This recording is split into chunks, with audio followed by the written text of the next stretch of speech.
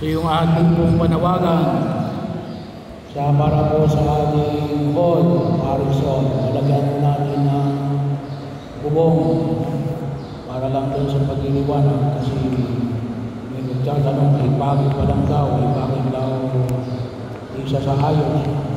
Tumutulo na ho, no? Tumutulo na ho. Semento yung bubong, pero tumutulo. So, yan po ay pinatnan ko na yan, pero bago pa rin din. Yan po ay inaayusan natin, nilagyan na natin yan ng waterproofing. Hindi ho, may panahon na ho yung waterproofing. 2 to 3 years lamang. Kaya ako po yung 6 na taon na dito.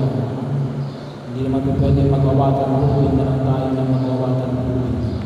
Ang ating po sanang intensyon ay ito muna sanang simbahan. No?